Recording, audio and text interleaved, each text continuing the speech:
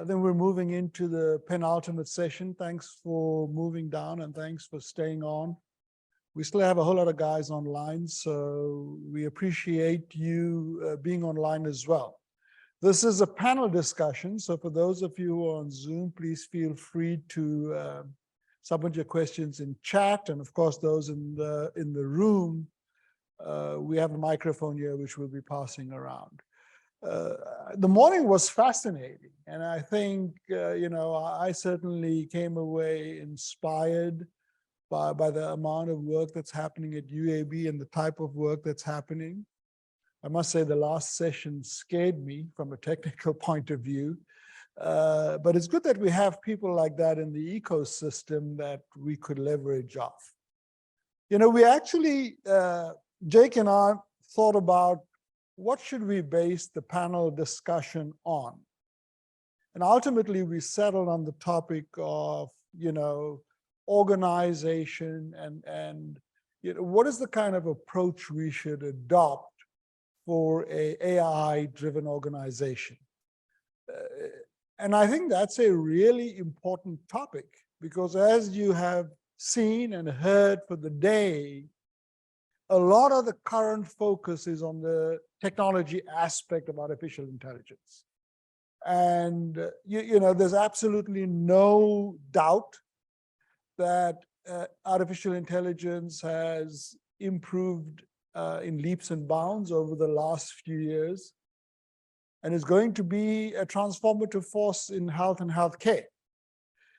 If you ask me, I would probably bet on the fact that AI is going to be the last great invention in health.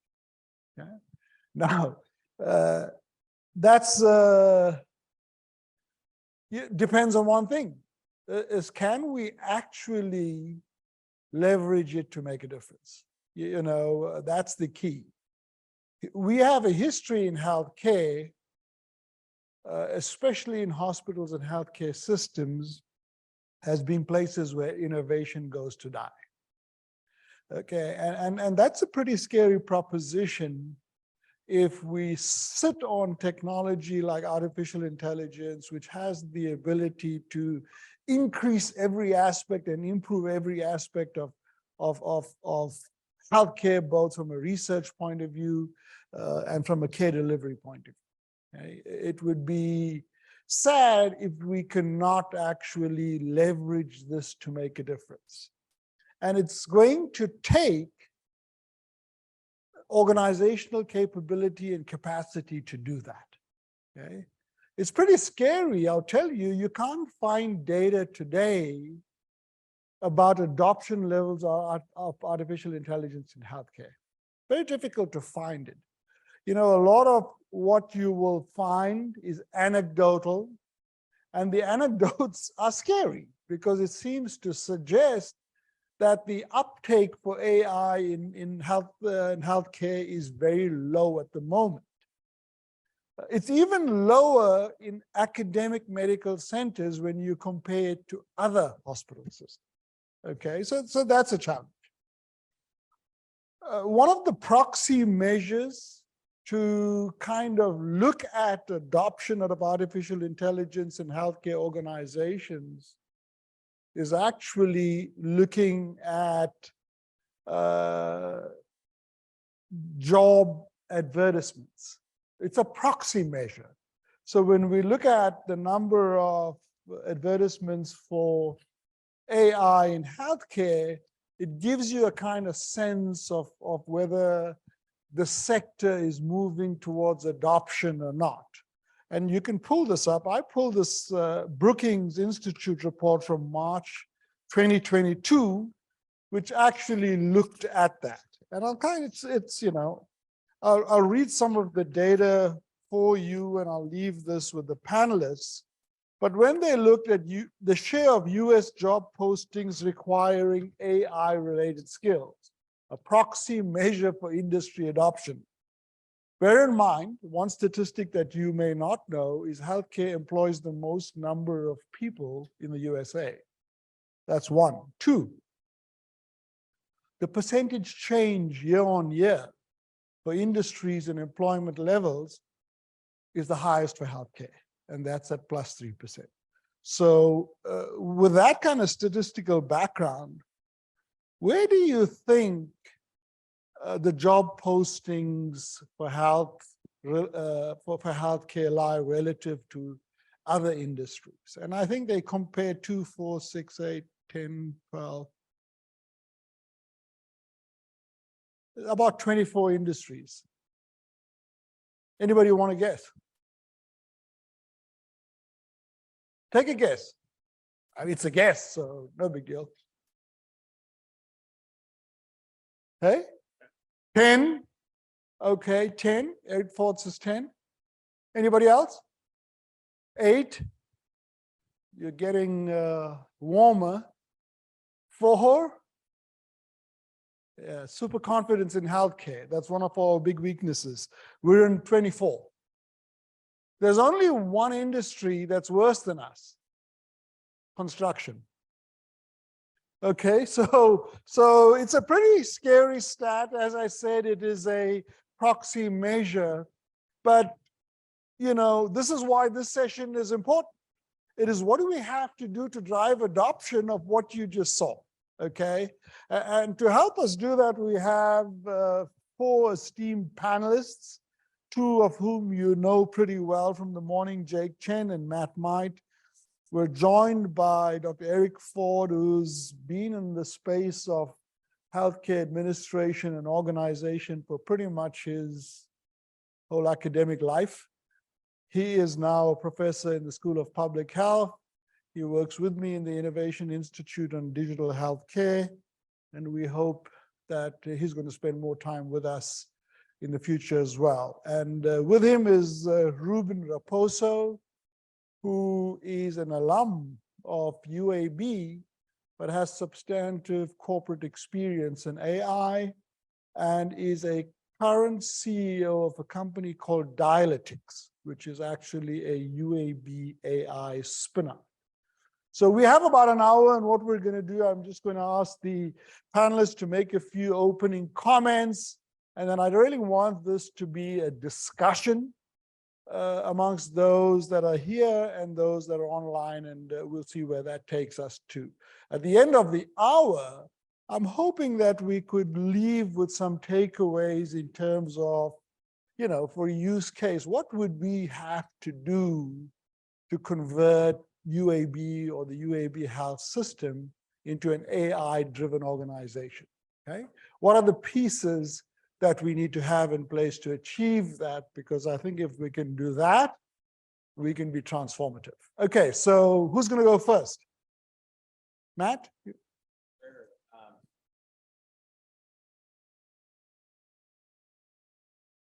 There, is that better? Okay, there we go. Yeah, so yeah, I won't repeat everything I said in my talk this morning, but I'll highlight some of the aspects, you know, in terms of what's about to change and what's, you know, some of the obstacles and some of the challenges and opportunities are. You know, I do think we could transform UAB into a place where, you know, all medicine becomes precision medicine. Right. You know, when I think about one of the key bottlenecks to truly personalized care, it's the fact that there's a human in the loop. Multiple humans in the loop right now, in fact, in addition to all the computational steps. And, you know, in the Precision Medicine Institute, we actually use undergraduates as our substrate for intelligence as a service. And I don't think they're going to go anytime soon, but they're all about to become AI powered. In fact, they already are. You know, they're all using large language models now as they do what they do and the research that they do to help patients with everything they have. And it's one of the challenges in the short term is that, you know, at the moment, cost is an issue. Actually, believe it or not, computational cost is a little bit high if we want to do this at scale. But it's obviously, if you look at the roadmap ahead, it's going to fall by 2 orders of magnitude and disappear over the next couple of years. So we can assume that problem will go away. You know, and then there's an issue with, you know, interface, you know, which is that, you know, there's, you know, AI isn't necessarily going to solve the interface problem. I don't think we're going to have, I think we're always going to need, you know, intelligently designed user experiences. It's not going to be just chat bots all the way down. And at least at the moment, AI programmers don't develop particularly good looking interfaces. Right. But the fact that they can at all is helpful.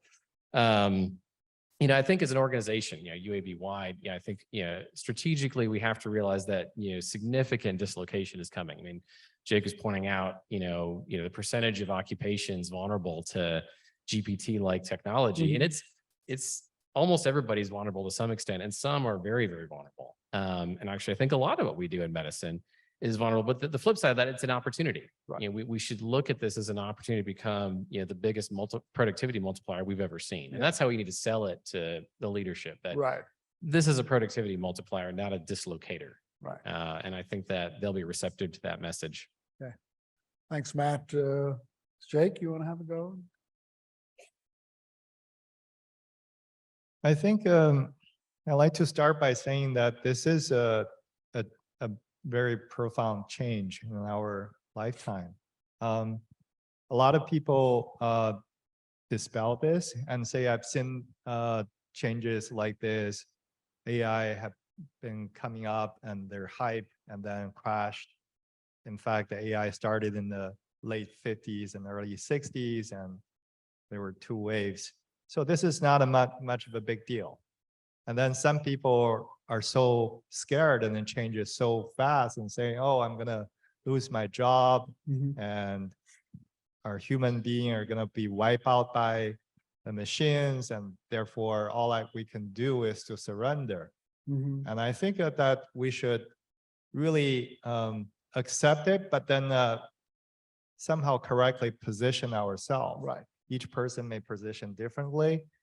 I remember there's a famous Chinese fable that we were brought up to learn about. So a pony is crossing the river and asks, how deep is the river?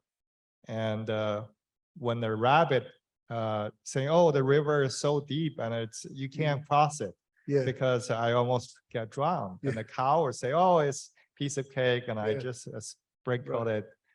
And the reality is somewhere in between. Right. So I think I hope that we can talk about the pros and cons and how we can maybe strengthen ourselves. And then so we can face this technology, use it to what it should be used for. Okay. Thanks, Jake. Eric? Sure. Well, thank you for having me, first of all. I often think about the diffusion of other innovations through medicine. And we used to talk about 17 and 18 years to when the FDA approved something before it became widespread use in healthcare. And I think we see some of that justifiable caution that we first do no harm to people. So I'm respectful of that. The other countervailing force is I really do think for many of our healthcare providers, we've had innovation overload when you're constantly having to change the system that you're using and learn a new system. It becomes very difficult and it builds up some resistance over time. And I do think that this is a watershed moment, as you've identified. And I think a lot of people will put aside some of those reservations, is my hope. And the last thing, though, is to your point, culture and governance. We don't have good health information exchange, not because we lack technology. The technology's there in spades. It's we don't have good contracts, good relationships, and this culture of we don't have good trust amongst our vendors or our health systems has really inhibited that, which of course slows your work in precision medicine down. Not to a crawl by any means, but it's a barrier to adoption. So I think these are all things that we need to really attend to. Okay. Thanks, Eric. Ruben? Yeah. Hello.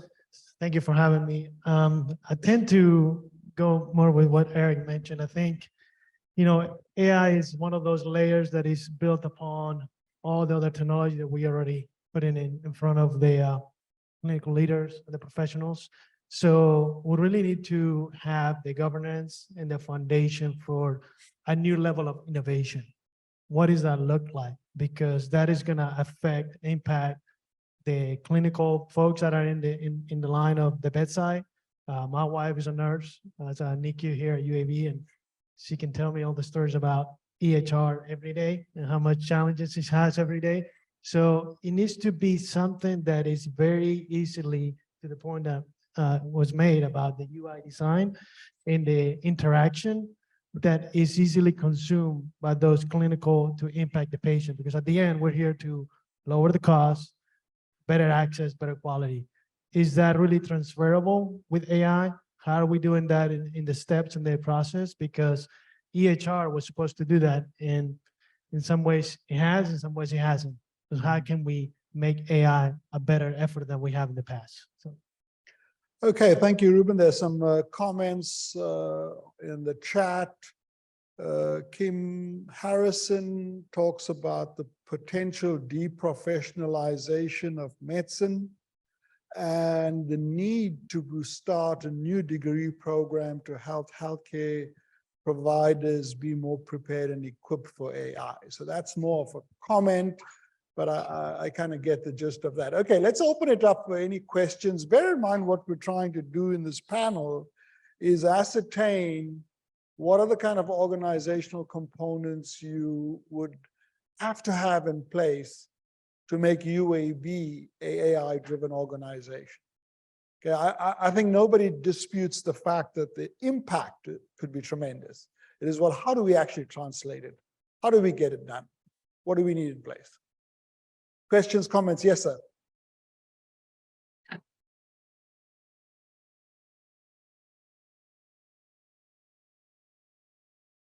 So hello again, Timothy here.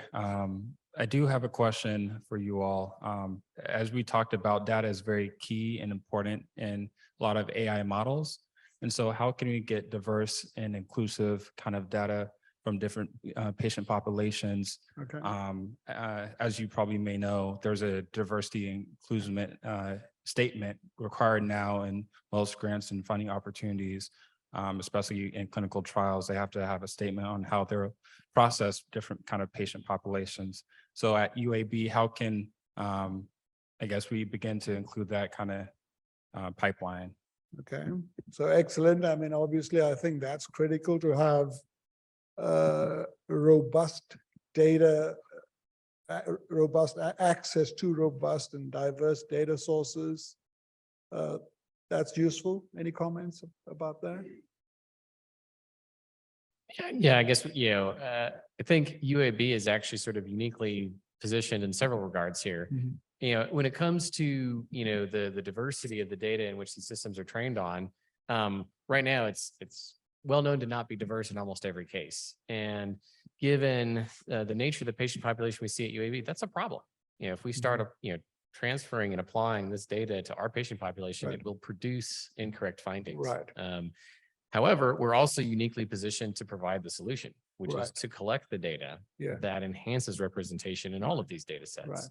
Right. And so I think because we're going to suffer the most, we have the most responsibility, actually. And I think there's actually good recognition at the national level that we are uniquely positioned to do this. I think this can become a real differentiator for UAB in almost everything we do. Right. That we can really power representation when it comes to Right. AI-driven medicine.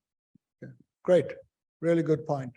Yeah, and I think there's one other part of this, Good. these innovations, they don't arrive all at once, right? And as you correctly point out, the wealthy and the well-to-do typically get advantage first. One of my great hopes for this, though, is because of the way it's facing out into the public, that this may be an exception that we can really leverage to help increase some of that equity. The other important part that we need to do, and something no place does well, but UAB does about as well as most, is get that feedback loop fully up and running so that we know, is this what you expected to hear in a format that's usable for you? So those feedback loops, and you can already see it on ChatGPT-4 and the Bard. It asks you, is this a good answer? Do you want me to run it again? And so I'm very hopeful that if we can integrate that feedback more effectively. Okay. Yeah, and from my perspective, I mean, I think that's a concern that every organization, of course UAB, but around the nation and around the world is taking more and closer look at the data, the diversity and inclusion. We are working with an organization, non-for-profit registry, and that's came up at the top of their list. How are you looking at the data to make sure that you're inclusive and diversity, and looking at the validation and the model that you're including in all features. So I think that is at the top of mind of every organization that I've spoken to. So. Jake? Yeah, I echo with all the panelists, and I want to also go a step further to say that the future of trustworthy AI model will be very different from the haphazard model that you built Right. in the research lab. Right.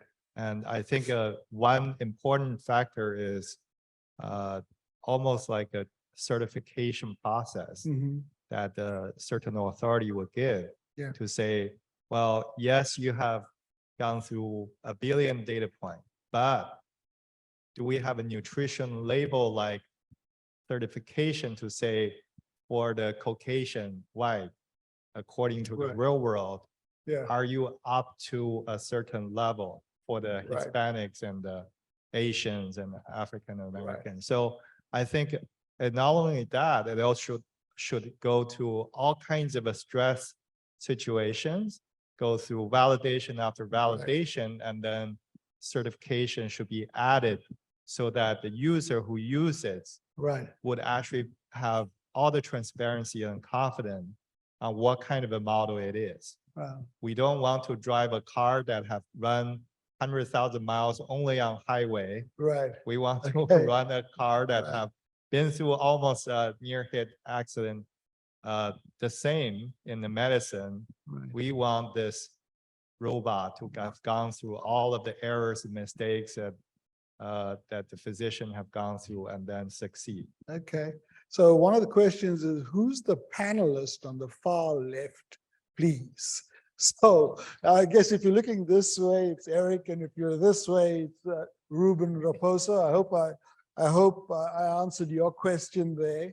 I want to pivot a bit. I mean, I think a lot of the discussion at the moment is about the technical aspect, and given that we're pretty much, most of us in the room are academics, it's a default position that we talk about data and we talk about the solution itself. I just want to ask the panelists about the role, and basically this is fair game, you feel free to comment. Leadership plays a critical role in driving an organization to be AI, to embrace AI and use it to maximize the value, whether it's in the context of the university, the health system. Anybody has any comments about the role that leadership should play? And if you've had any experience in engaging our leadership about how they should tackle this issue of driving adoption within the health system. Eric, you're in the health administration space, in the leadership development space. If you have some comments. Certainly, the provost for the educational side has already set up a panel to try to help provide some guidance on how faculty in that space can use it. You, of course, are the leaders on the medical school side, and I think right now we're in the fact-finding part on the academic side, but I think on the medical school side, I think you all are much further ahead. I mean, you, as our previous speaker was showing, that been doing this for years in many regards. It's just now reached this level. So my hope is that we'll see much more investment in this, because the other part is if UAB doesn't do it, somebody else will. And if it's all a zero-sum game of NIH funding, to some extent, we really can't wait to be second in following best practice of other places.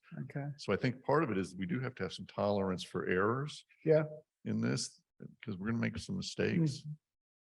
Matt, your experience with leadership and engagement with leadership in this? Yeah, no, I guess I've seen it from both sides, both leading the Institute, but also engaging with senior leadership on campus. And I've given them demos to sort of, clue them in that this is different and that we need to be aware. And ironically enough, the demo that gets every leader's attention is writing automated letters of support for grants and automated letters of recommendation. They go, oh my God, I'm going to get so much time back. And I go, yeah. And now imagine what it can do for healthcare. Right. So, yeah, I think we have to speak the language of leadership. I think that's the Yeah. key. Whoever you're speaking to, understand what their primary concerns are and show them how it's relevant to their Right. life. And the truth is, within the Institute, we've been integrating it into every aspect, whether you're a researcher, a programmer, or staff. Mhm. Everybody is AI enabled at this point. I said, Right. just pay for the ChatGPT Plus subscription for everybody from the accountants on up. Right. Let's have weekly jam sessions where we show each other what we've learned how to do in the past week. Right. All the programmers have GitHub Copilot. Right. And it's been a productivity explosion. Right. We were able to put together the draft of a grant proposal in 30 minutes. Yeah. Would take weeks to do that Right. previously. And now you just edit. That's the fun part. Right. And I think that's another language that the leadership will understand, which Right. is NIH funding. We can become significantly more competitive when it comes to NIH funding using these tools. They're not going to write the proposal for you. Yeah. But can they give you a workable draft very quickly? Absolutely. Yeah. And can we get more proposals out? Yes, absolutely. Okay. So that's a language you'll understand too. And then, lots of us are also experimenting with this technology on patients, and we can show them now, hey, it works. Right. We're showing on cancer patient after cancer patient. These reports are, they say not actionable. They're actionable. Mhm. You can Mhm. find things now that you couldn't before. Any other comments? I mean, I think we have in this panel, leaders of 3 institutes, informatics, personalized medicine, and innovation, that are all at the forefront of leveraging artificial intelligence. And I think from my experience, at least at university level, there's definitely a lot of support and a lot of buy-in, which is absolutely critical. I think the key is, how do we drive adoption in the health system? Ultimately, a lot of what you saw today has to find its way into the healthcare system, into the hospitals, and that's key. So we need this kind of parallel pathway of bringing leaders on board. And I think Matt is trying to make the point in terms, well, how do you sell something to somebody? There's a language, and they get in academia. It's about, grants. If you're going to clinical leaders, the hospital administrators have to look at 2 things: clinical value of the solution and business value. Okay, and very often, we ignore the business value argument or motivation when we're trying to pitch this. And certainly in my institute, it's something we're trying to mitigate by actually developing the business case.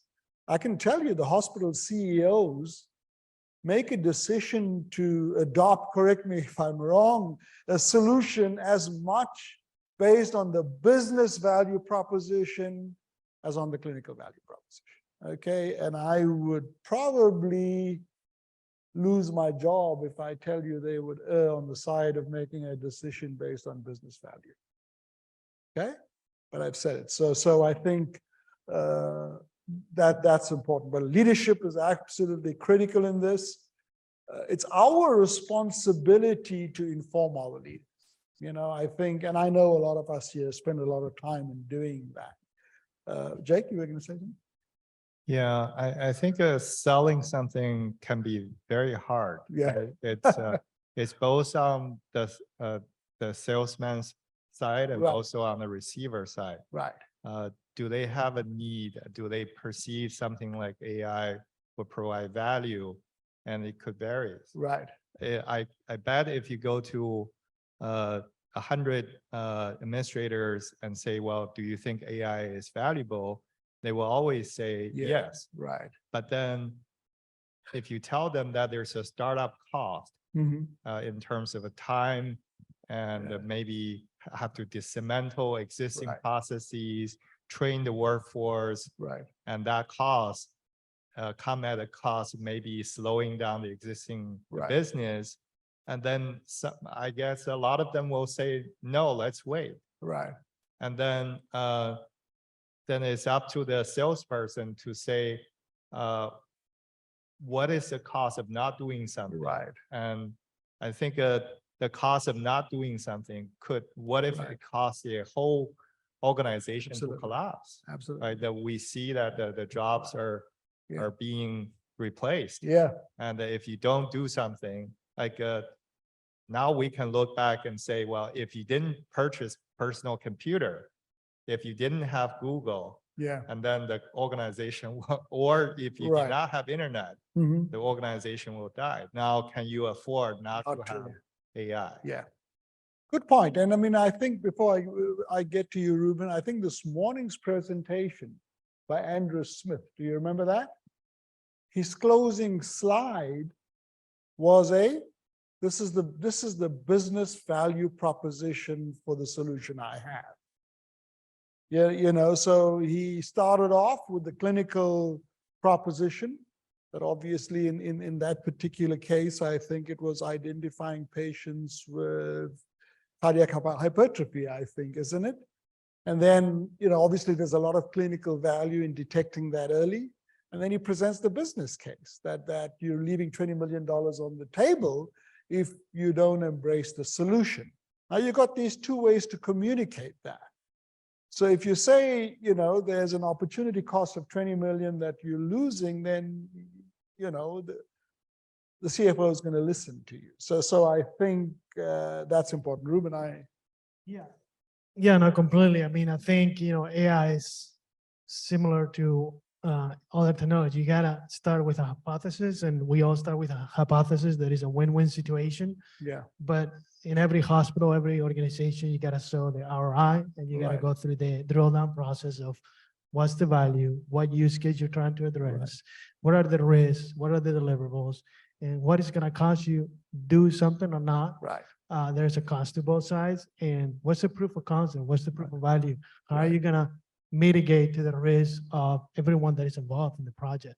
So I think, you know, AI is very similar in that way, and everybody, you know, seem to be on the boat on new technology, but what is, to your point about leadership, is the leader really have a stake, and the leadership really have a stake, not just as a pet peeve project for this month or this year, Mhm. but an ongoing long-term project of what this looks like, because AI is not just predictive analytics or automation is not a one-time thing. Right. You gotta invest for the long future. So Right. don't just do your evaluations for 1 year or 6 months. Yeah. What is investments gonna take to take this to the long road? Mhm. There's a business impact value, but there is also a cost side, and Right. making sure you go through all that process is a task. I mean, Yeah. it's a collaborative task Yeah. that the teams that are involved need to be.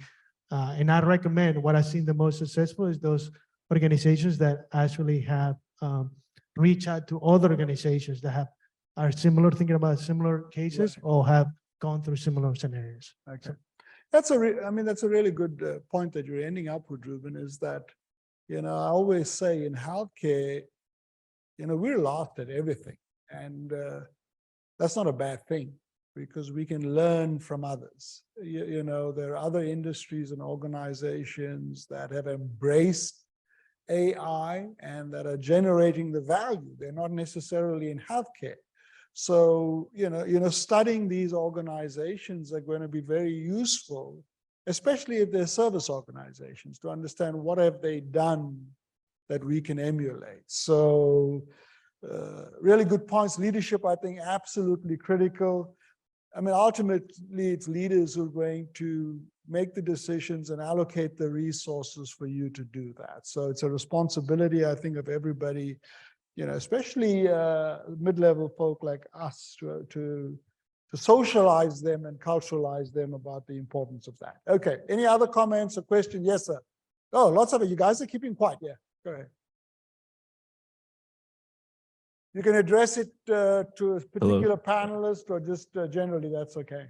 So this goes back to what Timothy was saying, but I Right. think we can actually leverage a lack of diversity when collecting data, Right. and think about it like this in terms of cross-validation. Let's say the Deep South in Texas are really good at African-American cardiology. Mhm. You can use that training and data and healthcare health work in order to service a similar patient in Seattle. Right. Or you can look at Asian melanoma in Yeah. Hawaii to service a similar patient in California or Florida. Right. And so using that on a macro scale, it doesn't seem as bad compared to on the micro scale might be worse, in my opinion. Right. So Okay. that's one way to leverage Okay. the data collection, lack of diversity. Yeah. Well, thank you very much. I think Matt addressed that issue previously. Yeah. Yes, sir.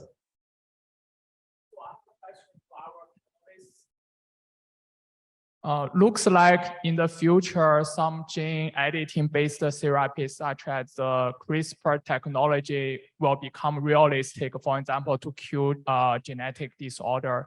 So do you think there is any good opportunity that we can use AI to help the development of CRISPR-based therapy for human?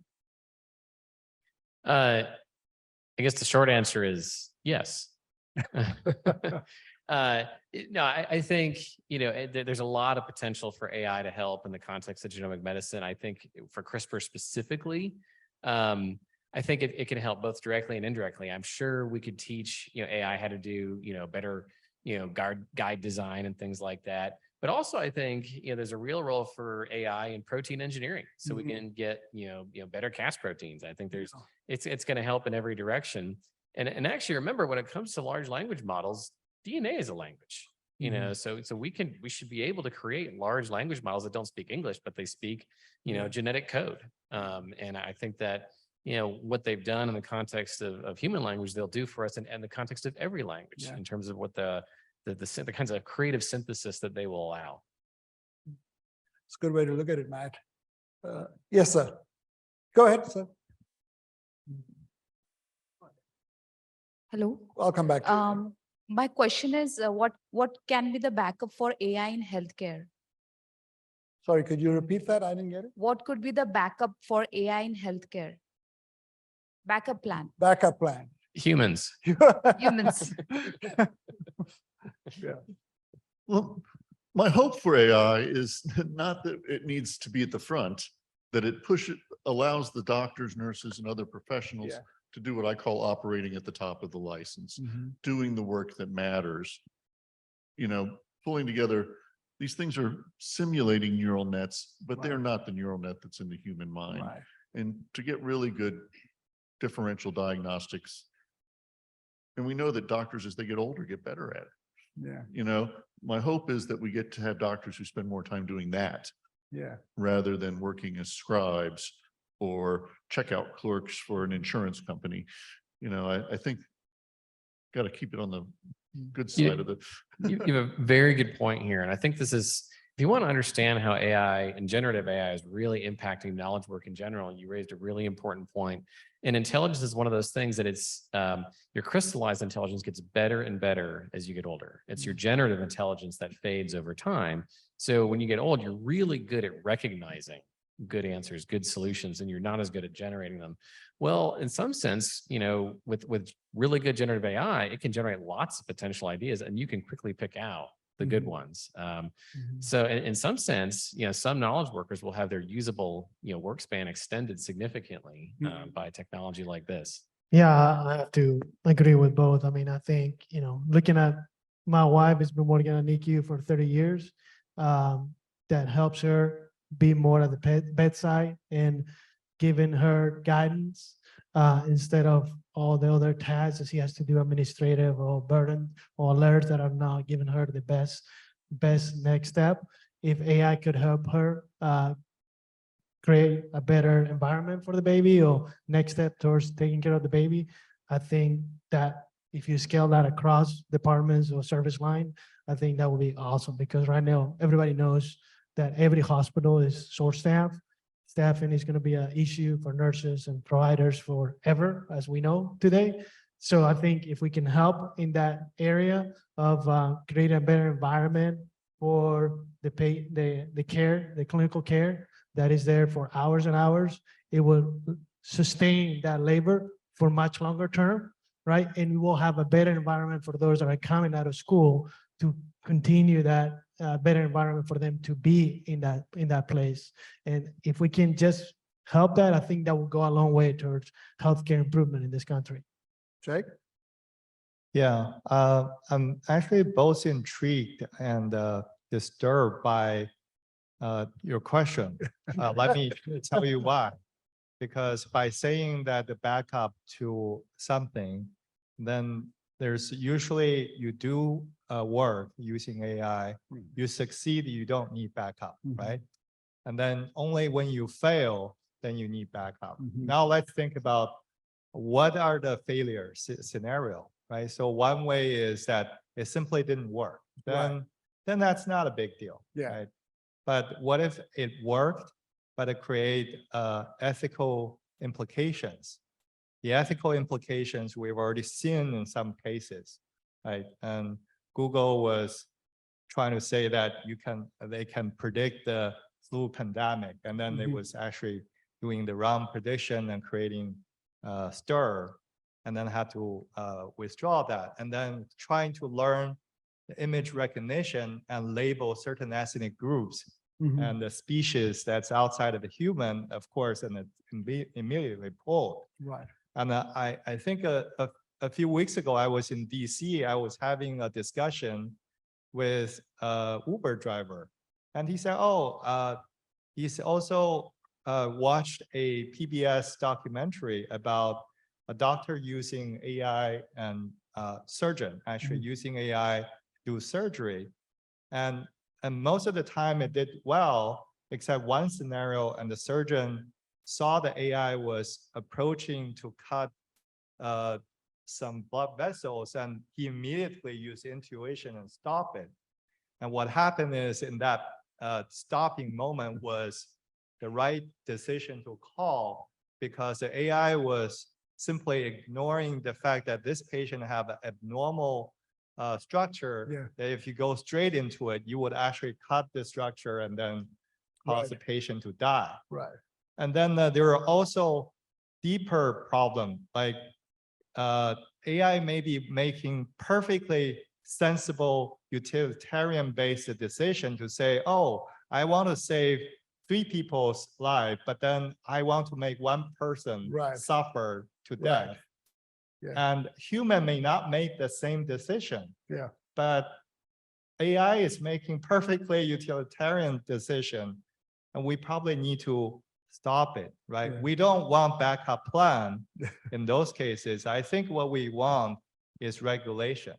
We need to regulate, be cautious, so that we don't get into a situation. That's actually the part of the success with ChatGPT. It labels all of the things. It rather say a disclaimer. Now every question I ask GPT, it's giving out the disclaimer and then give the answer. I think Jake has led us right into arguably, I think, the hottest topic in AI with ethics and governance.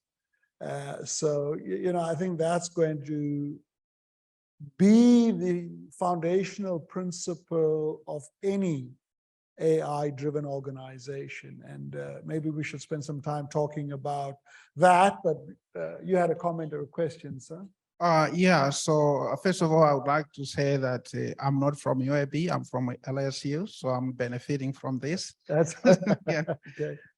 So I have the 2 questions, because this problem goes beyond the UAB.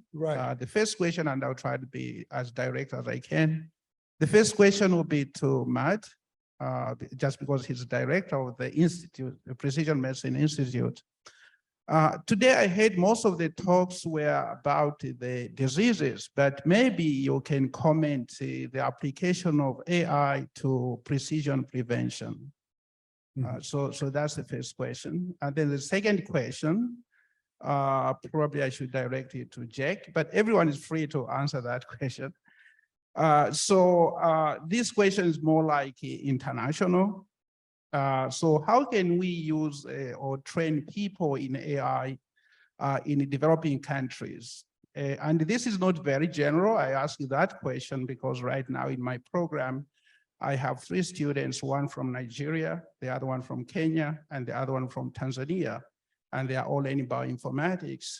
And they'll be going back to their home countries. So whatever I learned here in AI, I'm also sharing with them to say, this is what you can use in your home countries. So maybe you can help me with that. Well, you go Yeah. first, Matt. I'll take the second question. Yeah, so the question was about, can we use AI to enhance precision prevention? And I think it's a really interesting question to ask, because I think for some time the bottleneck in prevention hasn't been, the analysis or the information or the knowledge. It's been getting the human to do the right thing. And so when I think about, how could AI enable this? Well, I'm sure we could pull out better insights. So I'm sure if we turned, AI loose on all of my, Apple smartwatch data, it could tell me, I'm trending in this direction. It already tells me that, actually, and I already ignore it. And so can we, when you think about what AI is doing now, so Tristan Harris has this saying where he says, what we're really developing for the first time is synthetic relationships. And people are going to have emotional attachment to, artificial beings, if you will, or these chatbots. They might actually be able to talk us into doing the right thing. Yeah. If they learn our personality style, if they learn what motivates us, maybe they can say, hey, why don't you take that run? Or, hey, I noticed you just ate a little too much yesterday. Have you considered this? Here's a healthy option at the grocery. That might be what it actually takes to get precision prevention to work. Because again, it's not the lack of information, and it hasn't been for a long time. We all know, eat less, exercise more. That's the basis of it. And yet we don't do it. But maybe these synthetic relationships can actually make that work.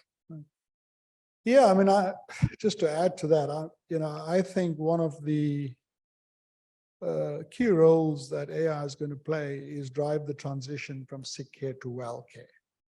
Because, for the first time ever, I think we have access to this diversity of human data points that is going to enable us to make this transition. Wellness as a science is emerging. We have the data, and we now have the computing capability to, actually focus on wellness and develop products. That's a big move. I think Leroy Hood and his team in California are doing some great work. You can look that up. The second issue you raised is the issue of talent, human resource, and capacity.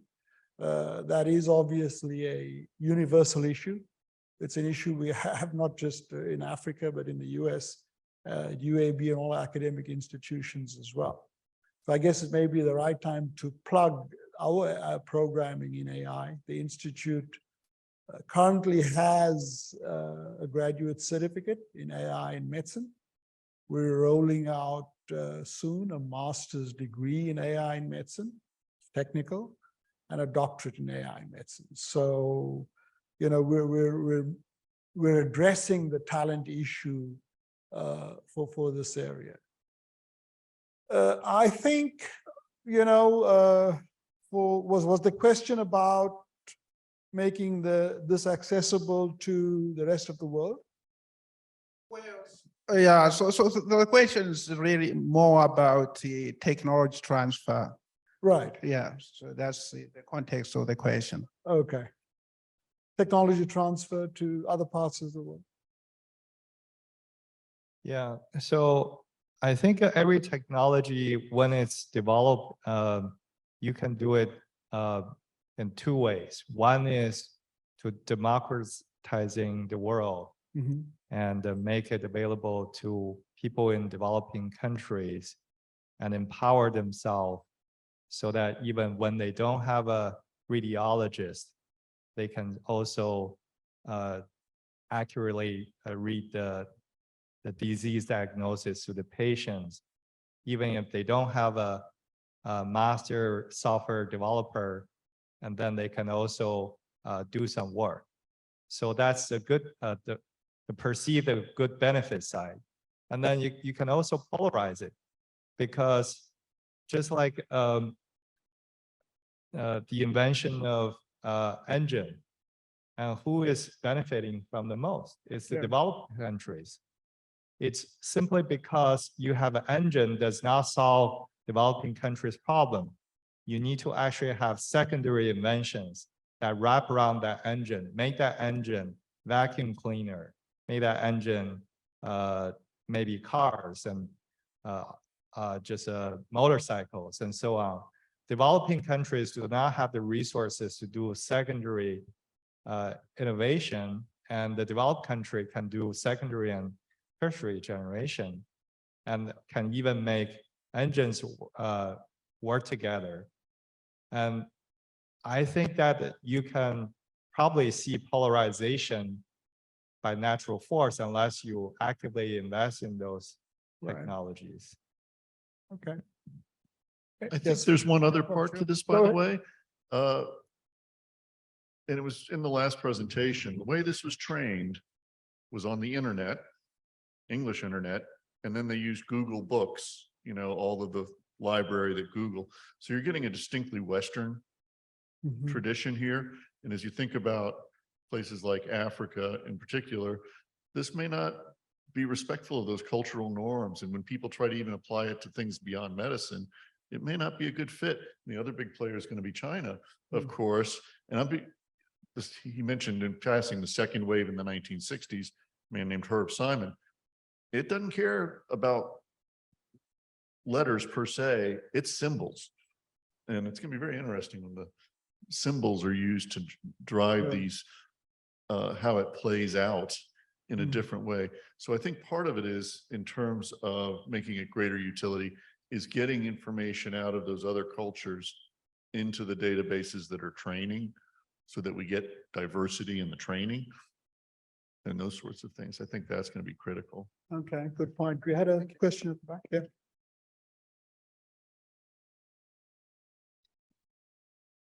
Thank you. One thing I was going to mention is, and it kind of got talked on here, is how if we start the next generation off with a high focus on AI, I think that will really speed up the training process.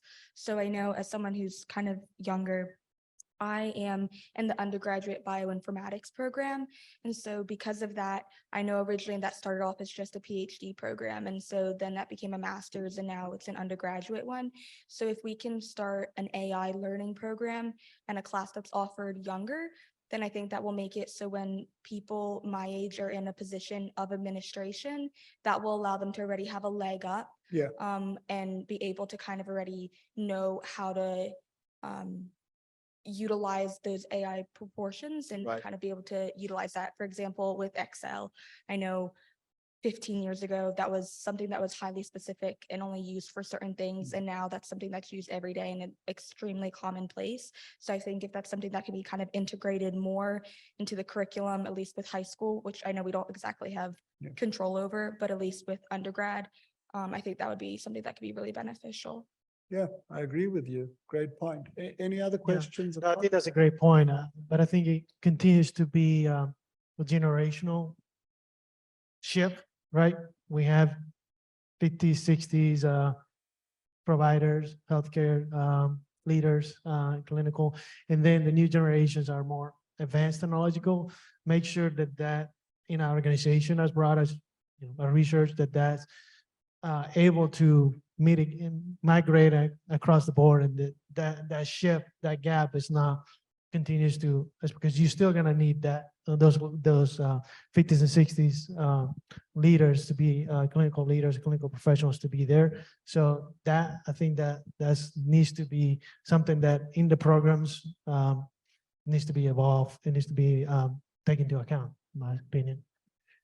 Yeah, I couldn't agree more with both of you, actually. And I would say we have to integrate AI into every aspect of our curriculum, and for every major, or in not very long, our diplomas won't be worth the paper they're printed on. Right.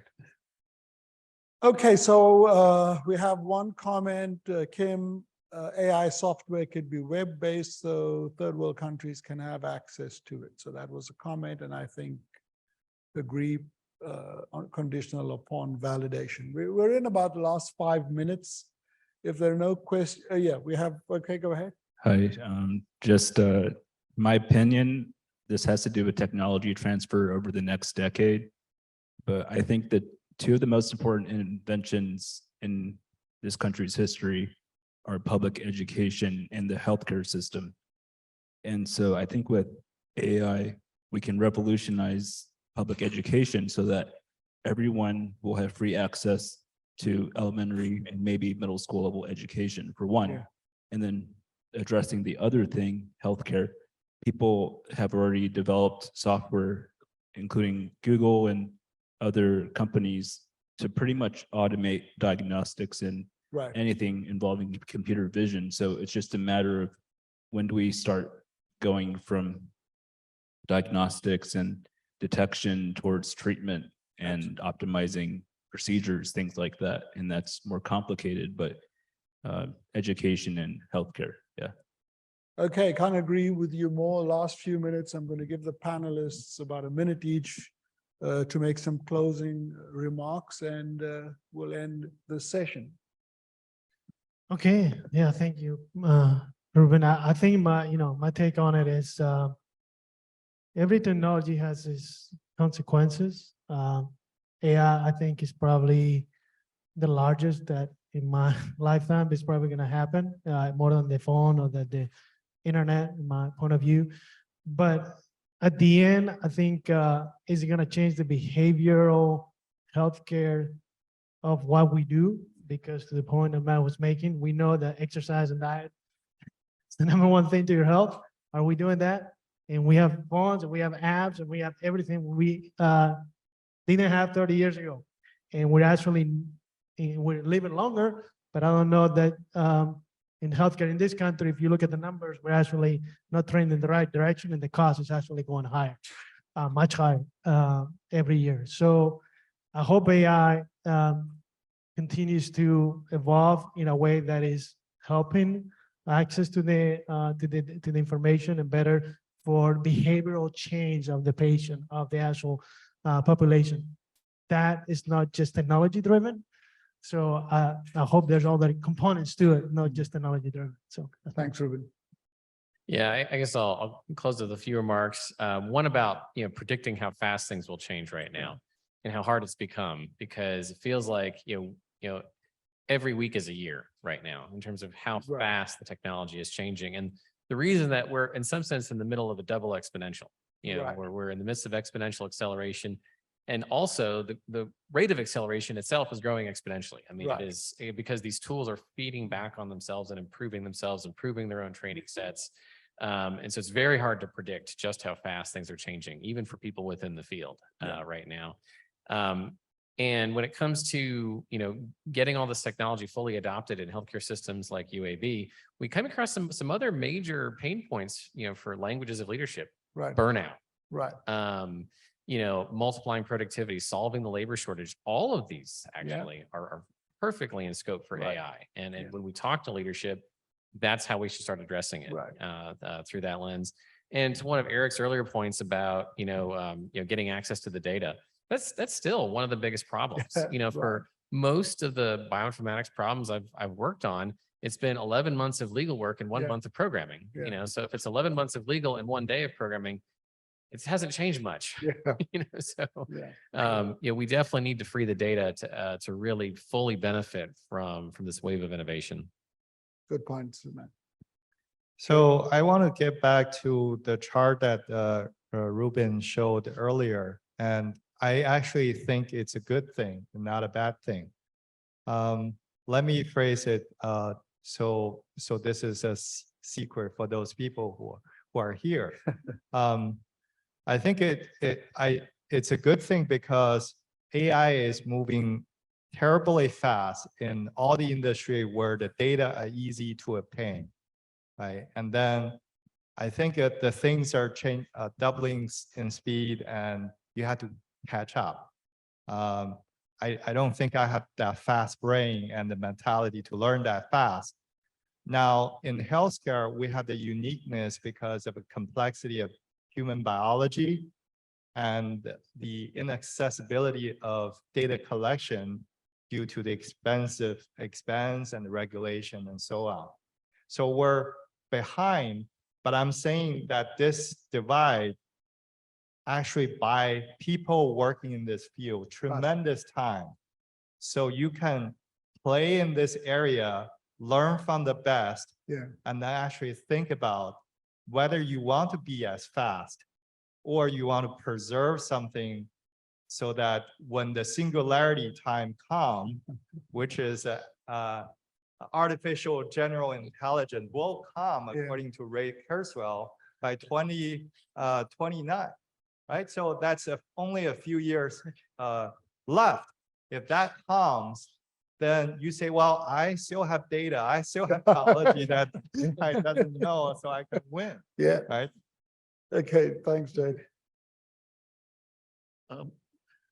Yeah, excellent comments. I think in terms of what we're getting from this right now, and I'm using this in my classes, and the students uniformly say, I have to really frame the question well to get something back. And I think that's a skill we've had a hard time teaching for many years because we're online, big classes, we don't get that Socratic experience. So I think we're really in the educational realm having a great moment where people are actually learning to ask the right question the right way and be thoughtful in that. The other thing is, and I've done several EMR implementations, and I worked for one CIO who used to say, you know, God created the world in 6 days. What the heck's the matter with you? And we would all say, yeah, God didn't have a legacy system he had to fix. You know, and I think that's what's going to slow us down is these legacy systems that are going to try to keep it the way it is. Thank you so much, guys. So I'm going to close up by saying, you know, from an organizational point of view, absolutely critical. We need to buy into the value proposition of AI, both from a clinical point of view, from a business point of view. We need committed leadership. We need the necessary resources, both human and infrastructural. We need diverse data sets. We need ethics and governance policies in place. And I think only when we have all of those pieces will we benefit from the full potential that AI holds for us. Thank you very much for joining us for this panel. Thank you to all the panelists. Great job, great input. Thank you so much. Thanks to all of those who guys on.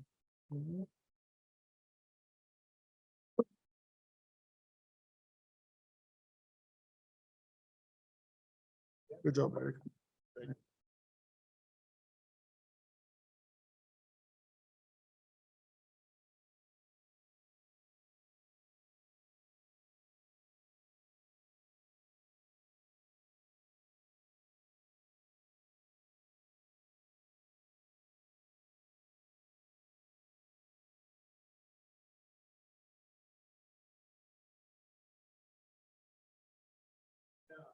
So I'm going to introduce our closing remark speaker.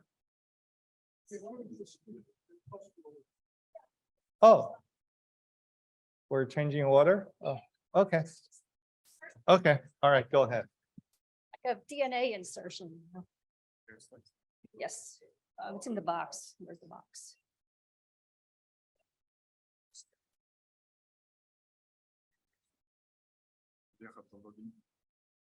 Oh, okay. Good thing I brought my phone. Yeah.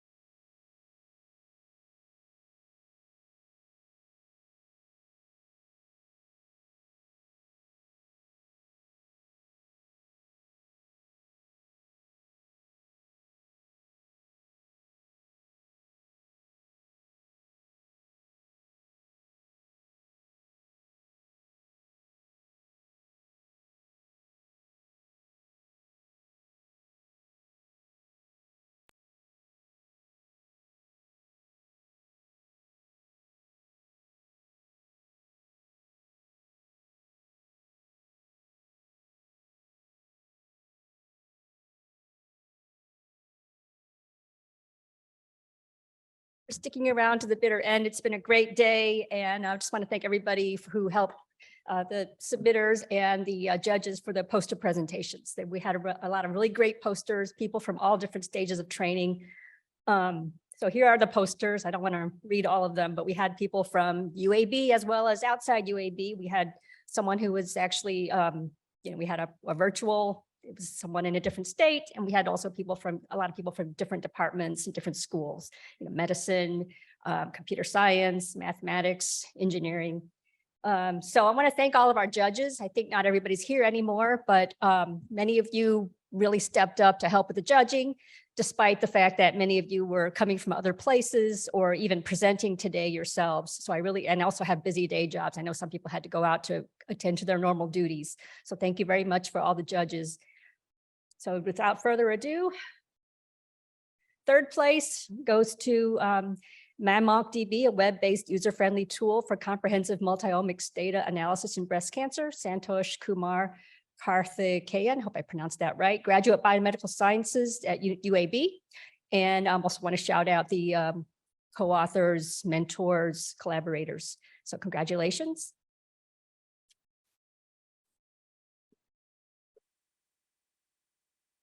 Second place, machine learning-based models to predict metastasis in triple-negative breast cancer patients.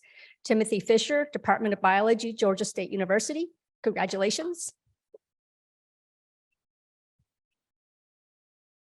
And last but not least, reorganization of chromatin structure promotes reversion of cardiac pathology. Justin Bridges, Department of Biomedical Engineering, University of Alabama at Birmingham, UAB. Congratulations. Yep, congratulations, everybody. I was very impressed with with everybody's work. And, also thanks again to our judges, as well as our organizers, Ryan McCain, Jake, and Amanda Carballo, make sure everybody's presentations and also, everybody who helped make sure it was a success. So thanks very much. So I think that you got 5 minutes. So finally, how do I just turn this off?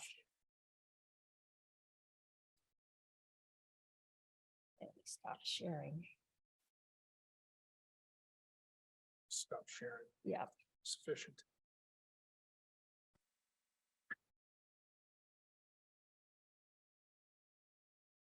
I'll let you do it. There's nothing to see. Yep. Just me. Okay. Do we have people still on the line? Okay. So I want to second Amy's thanks to everybody. You can't do these projects without brains, muscle, and money. Jake was clearly the brains of the operation. He's been working tirelessly for weeks on this, with help from the faculty, help from student volunteers, help from Ryan McCain, who our communications specialist. The muscle is Amy Wong. She got everything in line, and Amanda Carballo is the money in this case. So I want to say thank you to all of them. I was not able to join today because of the Clinical Translational Science Award meeting going on in Bethesda this week. And of course, the informatics section was today, this afternoon, all afternoon. But what they talked about almost exclusively was access to data. I don't know if Matt White's still here. He talked about access to data, specifically clinical data, mostly electronic health record data. All of the, all the CTSA sites provide data in one form or another, and many of us are in collaborations to share data. And that really, they also, it was more policy than it was the technology. The All of Us project consortium is collecting electronic health record data from us and from other partners in the CTSA, and N3C collected data on COVID-19 patients and is now collecting broader data sets and making it available. And so now suddenly we're finding, we're sharing data in ways that we didn't quite expect that we're going to be doing. So it's an exciting world. Hopefully you'll join us for our hackathon, which is, I don't know, do we have dates for that, Amy? It's in July or August, our next hackathon, and it's going to be on patient safety, and it'll be using large patient data sets. So, sorry? Stay tuned. Yes, we're still we've got to get over this first, and then we'll start working on the hackathon. So there was a lot of talk about ChatGPT and Bard and these other generative AI programs, and I had been working with them myself. And one of the problems that we find is that they call it hallucination. I call it confabulation, which I think is a more accurate term, where the system makes up information. And I asked Bard, I started playing with Bard yesterday, and I asked Bard if it could tell. First I said, does ChatGPT hallucinate? And it basically said no. And then I said, does it confabulate? And it basically said yes. And I said, can you tell when it's confabulating? And it gave me a bunch of hints. And then I said, do you confabulate? And it said yes. And then I said, can you tell when you're confabulating? And it said no. So then I said, well, what about these hints that you just gave me for ChatGPT? Could you use those? And it basically said, yeah, I guess I could, but it wouldn't be very reliable. So, that's to me, that's one of the biggest things we have to overcome. We have to remember that these these chatbots are basically, word completion. They're just filling in. So the knowledge is all out there. And we've already created the knowledge. It's all in, some of it's true knowledge, some of it false facts or alternative facts that are all out in this open crawl data set that was used for ChatGPT. So we've already made the connections. We just can't see them. And what these things are doing is kind of revealing them for us, for better or worse. So I think we've got to figure out how to make use of those and remember what they're doing. They're not thinking, they're not creating new ideas, but they're putting things together that we've already started the building blocks for. So I wanted to close with a nice summary of the meeting. So I put all of the titles of the papers into ChatGPT and Bard and asked them to create summaries. And they were both really lame. They just basically repeated the sentence. They didn't synthesize anything. They just spat back the titles and didn't do anything with them. So then I thought, well, let's try poetry. And they're not very good at poetry. They're not bad. They're better than a lot of people probably. But so I limited it to limericks. I thought, well, maybe they can handle limericks. So I have a few limericks for you on translational informatics. So this one is from ChatGPT 4. In the field of translational informatics, data is key to its analytics. From bench to bedside, it helps us decide the best treatment for disease is systemic. I find they kind of break down at the end they kind of run out of steam. They start off really strong. And then the next two are from Bard. There was a young lady named Sue whose work in translational informatics was new. She said, I'm so glad I'm no longer a grad, and now I can use my skills to help people too. So not too bad. It has a few extra syllables in there. And then there's this one. There once was a researcher from Nantucket whose work in translational informatics was quite plucky. She used big data to find new drugs and treatments and save lives all over the world. So clearly kind of lost its train of thought there. So I thought, okay, let's try haiku. And so I will leave you with 2 translational informatics haiku to as you start your weekend and think about this meeting. This first one's from ChatGPT. Translational bridge. Data flows from bench to bedside. Informatics at work. Pretty good. And from Bard, informatics to life. Data-driven knowledge for better care, a brighter future. So couldn't have said it better myself. So thank you all for your participation and sticking with us all throughout the day, including those of you online.